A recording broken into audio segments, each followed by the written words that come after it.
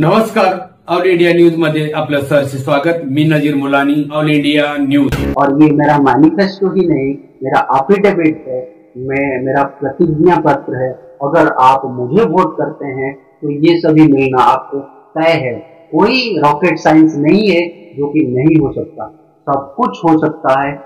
इच्छा शक्ति चाहिए, जो कि मेरे पास वो इच्छा शक्ति है। नॉन करप्ट हूँ, किसी को परवाह नहीं करता हूँ, नादान हूँ, अभी धीरे धीरे सीख जाऊंगा। किसी के आगे झुक कर पहचान नहीं बनाऊंगा। मुझे पता है भगवान मेरे साथ है, इसे फर्क नहीं पड़ता कौन मेरे खिलाफ है। ये जो मेरा मैनिफेस्टो है उसको पूरा करने की मैं प्रतिबद्ध हूँ, इसलिए मेरा पेन न्यूज में वोट करूँ। Thank you. एक फॉर्मूला अभी बीजेपी का चालू है, लाडली बहन, मुख्यमंत्री की लाडली बहन, ये योजना चालू है।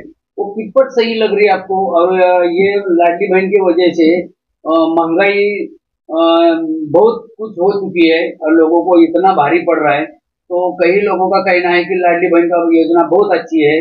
कई लोगों का बोलना है कि तेल हर चीज महंगी करके रखा है, पेट्रोल से लेके मिट्टा तेल आता है उसके तक महंगाई करके रखा है। तो इसके बारे में आपका क्या ख्याल है? और आप एक आमदनी के लिए खड़े हो और आपका मुद्दा बहुत बेहतरीन है, और ये महंगाई ये हो रही, ये अच्छा है और ये अच्छा है क्या खराब है? और ये जो लाडली बहन है, ये योजना किस पर सही लगती है आपको?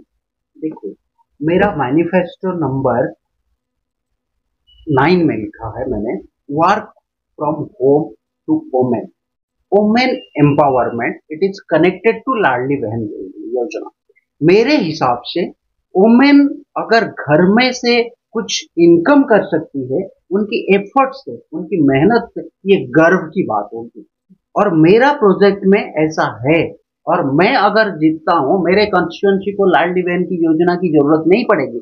कैसे नहीं पड़ेगी? मेरा पूरा रोड मैप सेट है कि जो सपोज कोई भी लेडीज जो काम, बुनाई का काम, टेलरिंग का काम, फिनाइल बनाने का काम, सोप बनाने का काम, एलसीडी लाइट बनाने का काम, कुछ भी कर सकती है। उसको ट्रेनिंग दे दिया जाएगा, वो कर सकती है। वो करके 2 पैसा रेवेन्यू जनरेट कर सकती है, इनकम कर सकती है। उसकी फ्री टाइम में, उसके टाइम ऑफिस में देने की जरूरत नहीं है। वो फ्री टाइम में वो कितना इनकम कर लेगी? 1500 देती है सरकार, लेकिन ये कितना इनकम कर लेगी? मिनिमम 10 से 12 हजार वो इनकम कर सकती है।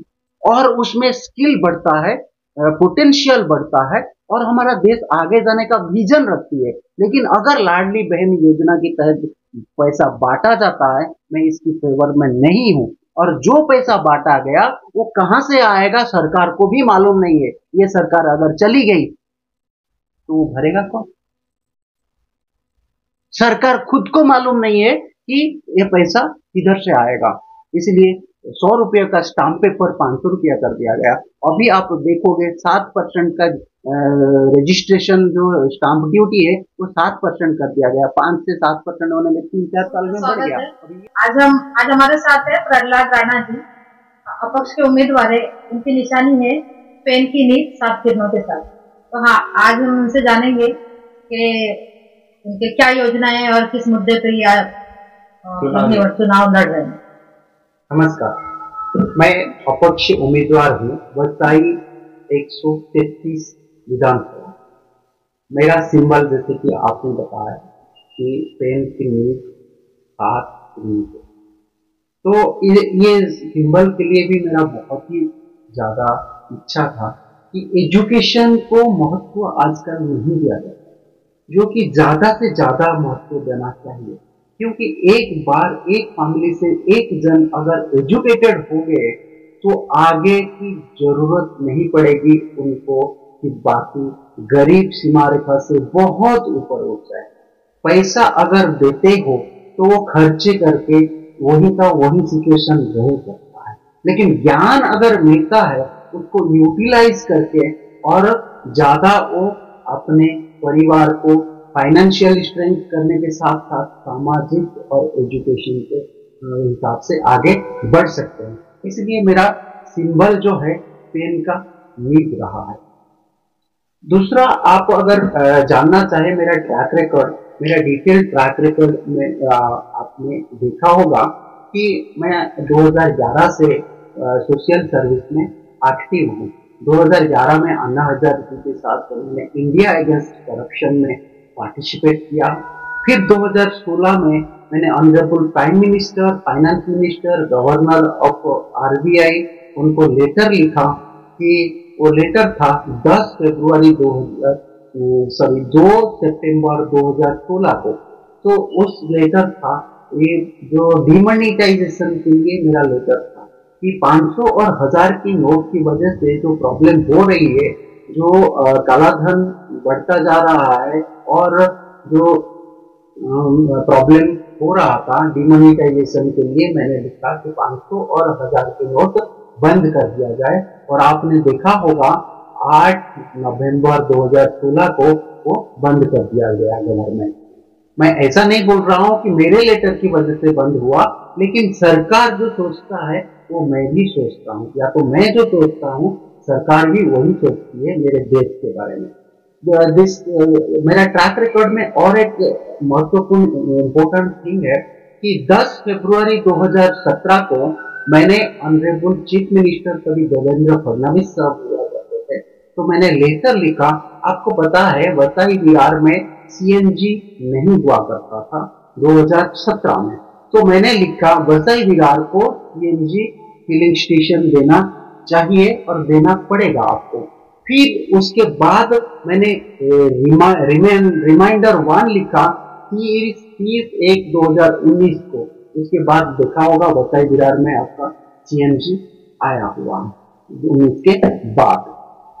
नेक्स्ट, मेरा कामकाज के बारे में अगर आप जानना चाहें तो मैंने ये जो रिजर्वेशन का पॉलिसी है जो मैंने लिखा था, ऑनरेबल प्राइम मिनिस्टर को लिखा था, लॉ मिनिस्टर को लिखा था, ये जो कास्ट रिजर्वेशन पॉलिसी के खिलाफ में हूँ। 14/3/2017 को लिखा था मैंने। कास्ट रिजर्वेशन पॉलिसी में जो बैकवर्ड बोलते हैं, जो बैकवर्ड शब्द है वो खाली कास्ट को रिप्रेजेंट नहीं करता, बैकवर्ड फाइनेंशियली ऑल्सो, लेकिन कास्ट रिजर्वेशन सिस्टम में ओनली वो कास्ट का होगा तो उसको रिजर्व मिलेगा। एक एग्जांपल छोटा सा देता हूँ। कोई भी कास्ट अगर सपोज आपका अभी नीट का एग्जाम ले लीजिए, नीट में अगर 99% कट ऑफ होता है जनरल के लिए, अगर इसमें रिजर्वेशन कैटेगरी के लिए 80% में कट ऑफ होता है, तो वो डिफरेंस वालों का क्या? जो 98% रखा होगा स्कॉलर उसको अपॉर्चुनिटी नहीं मिलेगा, लेकिन 80% रखने वाला इंसान उसको अपॉर्चुनिटी मिलेगा। ये तो सरासर अन्याय है। It is violating article 14 of the constitution. ये जो 300 DYSP को लिखा था, तो उसके साथ साथ मेरा ये वसई ईस्ट वेस्ट का जो ब्रिज देख रहे हो आज बंद पड़ा हुआ है, पुराना वाला, नया वाला अभी चालू है।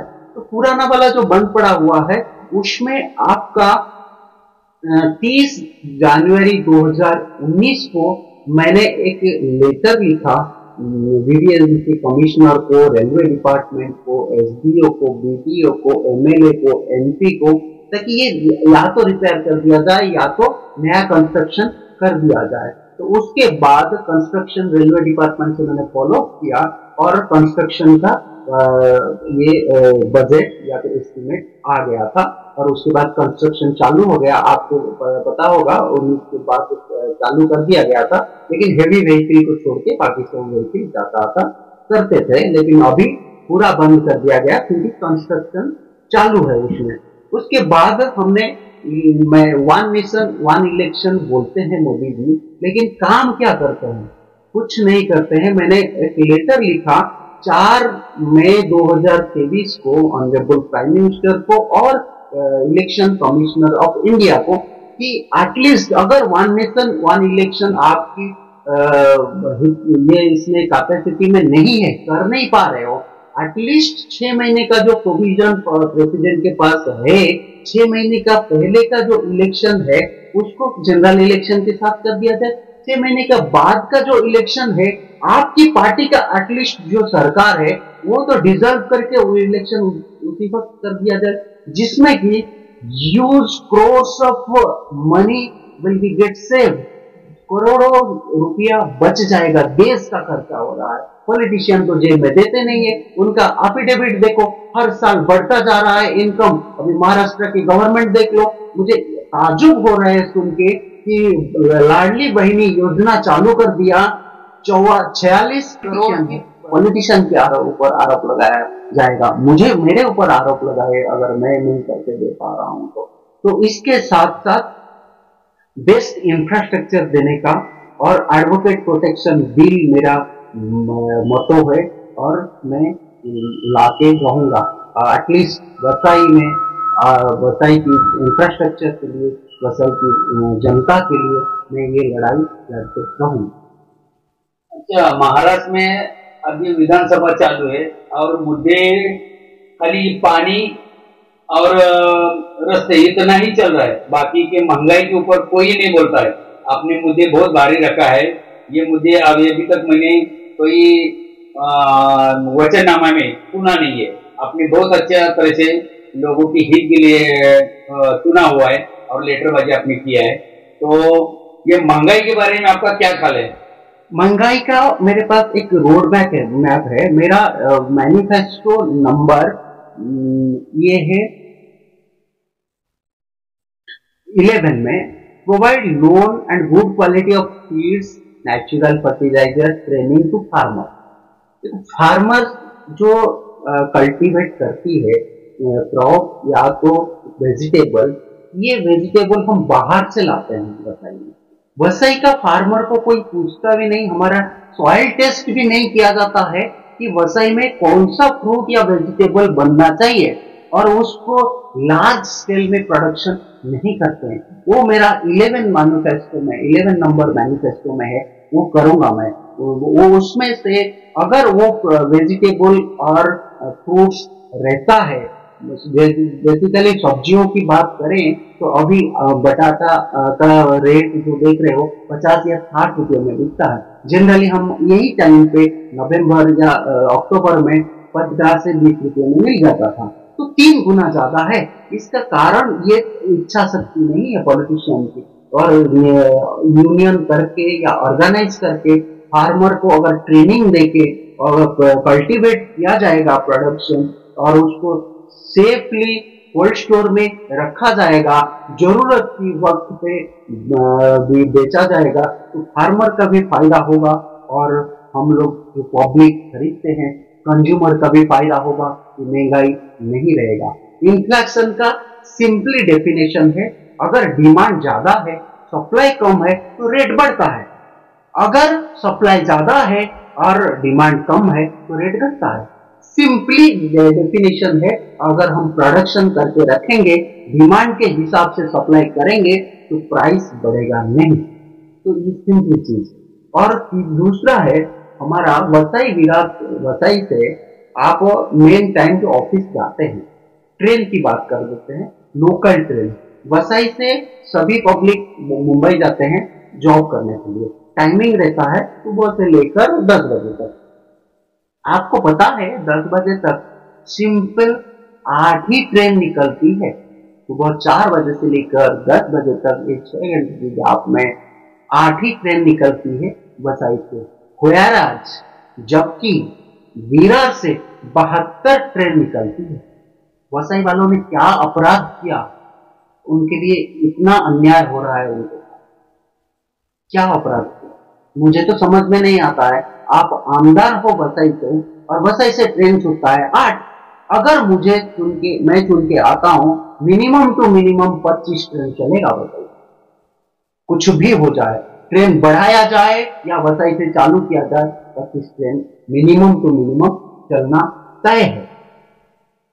एक फॉर्मूला अभी बीजेपी का चालू है, लाडली बहन, मुख्यमंत्री की लाडली बहन, ये योजना चालू है, वो कितपत सही लग रही है आपको? और ये लाडली बहन की वजह से महंगाई बहुत कुछ हो चुकी है और लोगों को इतना भारी पड़ रहा है। तो कई लोगों का कहना है कि लाडली बहन का योजना बहुत अच्छी है, कई लोगों का बोलना है कि तेल हर चीज महंगी करके रखा है, पेट्रोल से लेके मिठा तेल आता है उसके तक महंगाई करके रखा है। तो इसके बारे में आपका क्या ख्याल है? और आप एक आमदनी के लिए खड़े हो और आपका मुद्दा बहुत बेहतरीन है, और ये महंगाई ये हो रही, ये अच्छा है और ये अच्छा है क्या खराब है? और ये जो लाडली बहन है ये योजना किस पर सही लगती है? देखिए, मेरा मैनिफेस्टो नंबर 9 में लिखा है मैंने, work from home to women, women empowerment, it is connected to Ladli Behna Yojana. मेरे हिसाब से वोमेन अगर घर में से कुछ इनकम कर सकती है, उनकी एफर्ट से, उनकी मेहनत से, ये गर्व की बात होगी। और मेरा प्रोजेक्ट में ऐसा है, और मैं अगर जीतता हूं, मेरे कॉन्स्टिट्यूएंसी को लाडली बहन की योजना की जरूरत नहीं पड़ेगी। कैसे नहीं पड़ेगी? मेरा पूरा रोड मैप सेट है कि जो सपोज कोई भी लेडीज जो काम, बुनाई का काम, टेलरिंग का काम, फिनाइल बनाने का काम, सोप बनाने का काम, एलसीडी लाइट बनाने का काम, कुछ भी कर सकती है, उसको ट्रेनिंग दे दिया जाएगा, वो कर सकती है, वो करके 2 पैसा रेवेन्यू जनरेट कर सकती है, इनकम कर सकती है, उसकी फ्री टाइम में, उसके टाइम ऑफिस में देने की जरूरत नहीं है, वो फ्री टाइम में वो कितना इनकम कर लेगी? 1500 देती है सरकार, लेकिन ये कितना इनकम कर लेगी? मिनिमम 10 से 12 हजार वो इनकम कर सकती है। और उसमें स्किल बढ़ता है, पोटेंशियल बढ़ता है, और हमारा देश आगे जाने का विजन रखती है। लेकिन अगर लाडली बहन योजना के तहत पैसा बांटा जाता है, मैं इसकी फेवर में नहीं हूं। और जो पैसा बांटा गया वो कहां से आएगा सरकार को भी मालूम नहीं है। ये सरकार अगर चली गई तो वो भरेगा कौन? सरकार खुद को मालूम नहीं है कि ये पैसा किधर से आएगा। इसलिए 100 रुपये का स्टाम्प पेपर 500 रुपया कर दिया गया। अभी आप देखोगे 7% का रजिस्ट्रेशन जो स्टाम्प ड्यूटी है वो 7% कर दिया गया। 5 से 7% होने में 3-4 साल में बढ़ गया, लिखा था। तो उसके साथ साथ मेरा ये बताइए, ईस्ट वेस्ट का जो ब्रिज देख रहे हो आज बंद पड़ा हुआ है, पुराना वाला, नया वाला अभी चालू है। तो पुराना वाला जो बंद पड़ा हुआ है उसमें आपका 30 जनवरी 2019 को मैंने एक लेटर लिखा वीवीएसबी कमिश्नर को, रेलवे डिपार्टमेंट को, एसडीओ को, बीटीओ को, एमएलए को, एमपी को, ताकि ये या तो रिपेयर कर दिया जाए या तो नया कंस्ट्रक्शन कर दिया जाए। तो उसके बाद कंस्ट्रक्शन रेलवे डिपार्टमेंट से मैंने फॉलो किया और कंस्ट्रक्शन का ये बजट या फिर एस्टिमेट आ गया था और उसके बाद कंस्ट्रक्शन चालू हो गया। आपको पता होगा 19 के बाद चालू कर दिया गया था, लेकिन हेवी व्हीकल को छोड़ के बाकी सब व्हीकल जाता था करते थे, लेकिन अभी पूरा बंद कर दिया गया क्योंकि कंस्ट्रक्शन चालू है उसमें। उसके बाद हमने मैं 1 नेशन 1 इलेक्शन बोलते हैं मोदी जी, लेकिन काम क्या करते हैं? कुछ नहीं करते हैं। मैंने एक लेटर लिखा 4 मई 2023 को ऑनरेबल प्राइम मिनिस्टर को और इलेक्शन कमिश्नर ऑफ इंडिया को कि एटलीस्ट अगर 1 नेशन 1 इलेक्शन आपकी ये इसमें कैपेसिटी में नहीं है, कर नहीं पा रहे हो, एटलीस्ट 6 महीने का जो प्रोविजन प्रेसिडेंट के पास है, 6 महीने का पहले का जो इलेक्शन है उसको जनरल इलेक्शन के साथ कर दिया जाए। 6 महीने के बाद का जो इलेक्शन है आपकी पार्टी का एटलीस्ट जो सरकार है वो तो डिजर्व करके वो इलेक्शन उसी वक्त कर दिया जाए, जिसमें कि huge crores of money will be gate saved. करोड़ों रुपया बच जाएगा, देश का खर्चा हो रहा है। पॉलिटिशियन तो जेब में देते नहीं है, उनका एफिडेविट देखो हर साल बढ़ता जा रहा है इनकम। अभी महाराष्ट्र की गवर्नमेंट देख लो, मुझे ताजुब हो रहा है सुन के कि लाडली बहनी योजना चालू कर दिया, 46 करोड़ की स्पेंड किया गया और उसका इनकम कैसे आएगा दिखाया नहीं गया। डेफिसिटी बजट है लेकिन पैसा बांटा गया। अभी वो पैसा लाएंगे कहां से आप बताओ? पैसा उधर से लाएंगे, जैसे लाइट बिल का अभी देखोगे ना, ये लाइट बिल है उसमें 16% बीज शुल्क है। 16% कितना होता है? कार और ये बड़े बड़े लग्जरी प्रोडक्ट में आप 5% लगाते हो, हेलीकॉप्टर में 5% लगाते हो और इलेक्ट्रिसिटी बिल में 16%। गरीब को और गरीब बनाना चाहते हो, ऐसे आप इसको बढ़ा दोगे। या तो आप जो 100 रुपये के स्टाम्प पेपर हुआ करते थे, आपने उसको 500 रुपया बना दिया। ऐसे लोगों से लेके आप बांटोगे। बांटने का प्रोविजन नहीं है कॉन्स्टिट्यूशन में, सीधा सीधा प्रोविजन है you can invest as a capital investment, और उसमें से जो रेवेन्यू जनरेट होगा या तो प्रॉफिट जनरेट होगा उसको आप यूटिलाइज कर सकते हो नौकरी देने के लिए या तो जो भी अदर प्रोजेक्ट के लिए। लेकिन बांटने का प्रोविजन आपके पास नहीं है। अगर PIL फाइल होगा तो ये आपका ये जो आपका स्टैंड है वोट की राजनीति है, ये आपको बहुत महंगा पड़ेगा। और फ्यूचर का क्या, आप अगर इसको कंटिन्यू रखोगे, इसको एडजस्ट कहां से रेवेन्यू लाके करोगे? और फ्यूचर में जो expenditure I may tell you this is the overhead, ये खर्चा है, इसमें से रेवेन्यू आने वाला नहीं है। Neither it is a capital expenditure nor it is a revenue expenditure, it is simply A overhead. तो इसमें से कोई इनकम होने वाला नहीं है, ये खर्चा बढ़ता जाएगा। तो इसके साथ साथ आप देखोगे ये बहुत बड़ा डिसीजन, गलत डिसीजन मैं बोलूंगा, क्योंकि देश के साथ और स्टेट के साथ, महाराष्ट्र के टैक्स पेयर के साथ या तो देश के टैक्स पेयर के साथ धोखा हो रहा है। सरकार को चुन के भेजा था मिसयूटिलाइजेशन के लिए फंड नहीं, यूटिलाइजेशन ऑफ फंड के लिए सरकार बनी है। आप मिसयूटिलाइज मत करिए, कोई भी सरकार हो। उसके बाद आप मेरा कामकाज में जो आपका अभी जून जुलाई में इंट्रोड्यूस हुआ भारतीय नागरिक सुरक्षा संहिता, भारतीय साक्ष्य अधिनियम, भारतीय न्याय संहिता जो ये हुआ, उससे पहले मैंने एक लेटर लिखा था 29/9/2023 को कि इसको थोड़ा सा सुप्रीम कोर्ट का जजमेंट को कंसीडर किया जाए। पुलिस जो डिपार्टमेंट है वो उतना आप अगर प्रोस्पेक्टिव रखेंगे तो उतना वो संभाल नहीं पाएंगे, तो उनको डिवाइड कर देना चाहिए, जो एक लॉ एंड ऑर्डर और एक इन्वेस्टिगेशन डिपार्टमेंट सुप्रीम कोर्ट की गाइडलाइन के हिसाब से। लेकिन वो किया नहीं गया, वो कंसीडर नहीं हुआ मेरा जो लेटर था। उसके बाद मैंने 17/10/2023 को लिखा, इधर आप देख रहे होंगे प्रस्तुत लोग कैसे करते हैं, बस डिपो हो या स्टेशन हो, कहीं वो स्टेशन रोड हो। माणिकपुर पुलिस स्टेशन को मैंने कंप्लेन किया, उसको हटाने के लिए माणिकपुर ने FIR लॉन्च किया और मुझे ईमेल किया, लेकिन वो अभी का अभी वैसे का वैसा है। अगर ऐसे आप आमदार रहेंगे या तो खासदार रहेंगे तो क्या करेंगे? देश कहाँ जाएगा? इधर स्टूडेंट आएंगे और ये सब देखेंगे तो क्या उनमें इम्पैक्ट आएगा? भविष्य कैसे बनाएंगे? ये बहुत बड़ा मुद्दा है। इसीलिए मेरा मैनिफेस्टो बहुत क्लियर है। अगर मेरा विजन के बारे में आप बोलो तो मेरा मैनिफेस्टो वेरी क्लियर है। Free quality education, free quality education. Free quality education में आप अगर स्कूल कॉलेजेस की बात करें तो महानगर पालिका में टोटल में जितना रजिस्टर्ड है 214 स्कूल की रजिस्ट्रेशन है। उसमें से ओनली 15 स्कूल है जो कि सरकार का है, BVMC का है। बाकी क्या? अगर वो 15 स्कूल में कितने बच्चे पढ़ेंगे, स्ट्रेंथ क्या है, वो 15 स्कूल कितने कक्षा तक है वो भी नहीं है। हो सकता है 5वीं कक्षा तक हो सकता है 7वीं कक्षा तक हो। उसके बाद क्या? राइट्स टू एजुकेशन के हिसाब से बाद 12वां पॉइंट है मैक्सिमम लोकल ट्रेन फ्रॉम वसाई।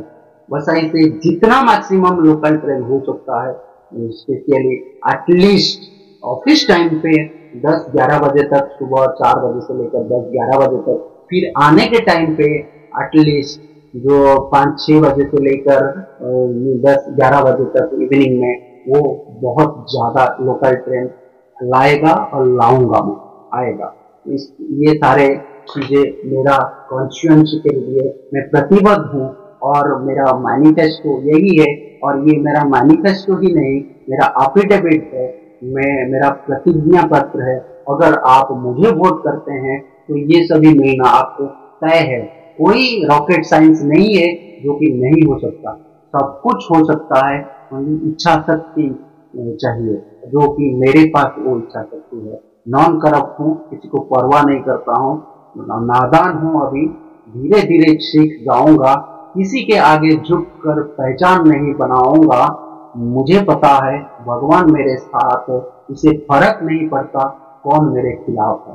ये जो मेरा मैनिफेस्टो है उसको पूरा करने की मैं प्रतिबद्ध हूँ, इसलिए मेरा पेन लीव में वोट करूँ। Thank you. धन्यवाद सर, आपने अपना कीमती वक्त दिया और आगे के लिए आपको बहुत बहुत अभिनंदन आपका।